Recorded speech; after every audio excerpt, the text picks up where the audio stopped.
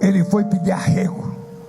Eu falei, porra, Trump, dá uma porrada no Lula, taxa o Lula, porque o Lula vai ganhar da eleição e Trump não deixa, prejudica o Lula.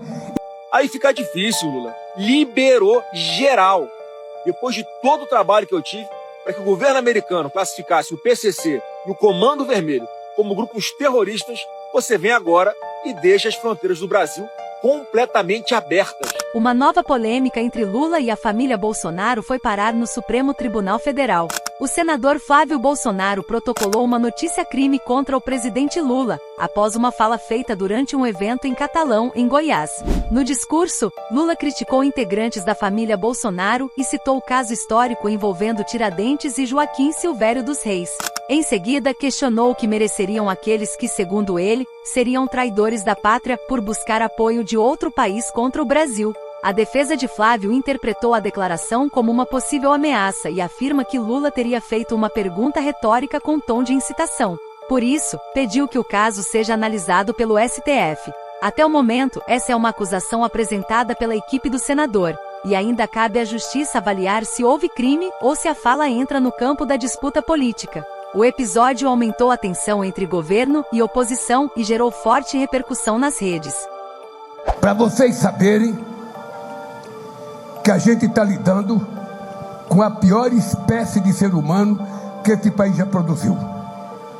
Eu já fiz muita campanha política, eu já enfrentei muita gente de direita, eu já enfrentei gente do centro, eu já enfrentei... Nunca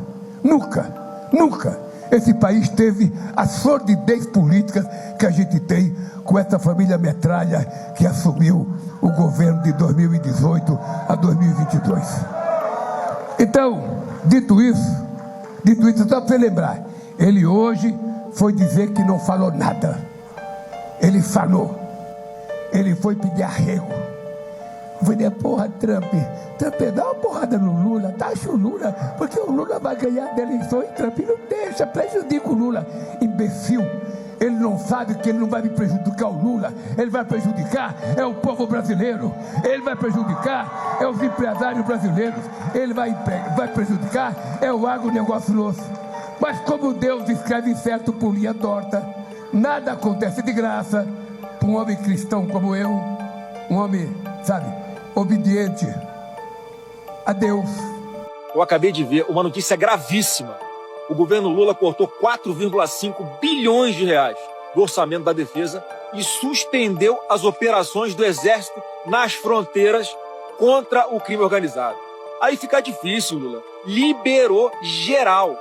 Depois de todo o trabalho que eu tive para que o governo americano classificasse o PCC e o Comando Vermelho como grupos terroristas, você vem agora e deixa as fronteiras do Brasil completamente abertas, expostas. O Brasil não produz cocaína, o Brasil não fabrica a maior parte do armamento pesado usado pelas facções. Tudo isso entra pelas fronteiras, que agora o Exército ficou sem dinheiro para controlar. Mas fica aqui um recado para a bandidagem. Aproveitem que o Lula liberou geral a fronteira e metam o pé, porque esse Brasil refém do crime tem data para acabar. Dia 1º de janeiro, vocês não vão ter para onde correr.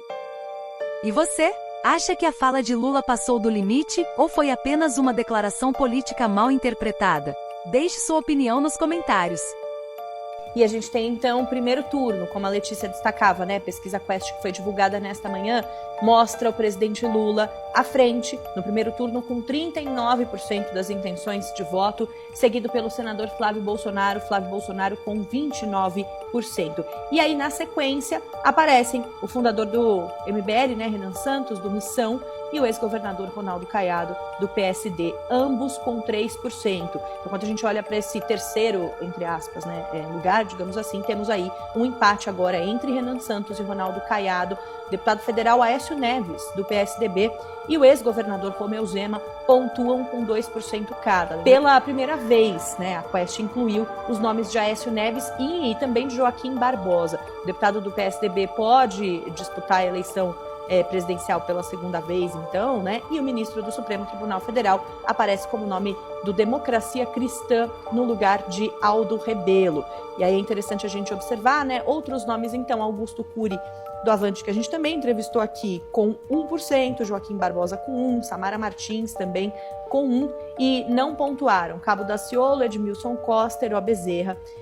Indecisos somam 10%, brancos, quem vai votar em branco ou vai anular ou não vai votar, com 9% para esse cenário, então, de primeiro turno. Letícia. Então, a gente tem um aumento ali desses indecisos, como o Rafa falou. Então, você tem um aumento, inclusive, da rejeição do Flávio Bolsonaro. Tem um recorte que mostra que a rejeição, ela oscilou 2 pontos para cima, então no limite ali da margem de erro, para 56%, e agora está maior do que a do Lula, que ficou estável em 53%. De qualquer forma, são números muito altos, né? Mais da metade ali, metade do eleitorado rejeitando os principais candidatos. Então, é bastante preocupante para as duas campanhas, mas especialmente para o Flávio Bolsonaro, que tem um nível de conhecimento menor do que o Lula, ainda é mais preocupante ainda. Isso significa, então, que a gente pode ver mais para frente outros candidatos ali se posicionando para pegar o legado, né, do Flávio Bolsonaro.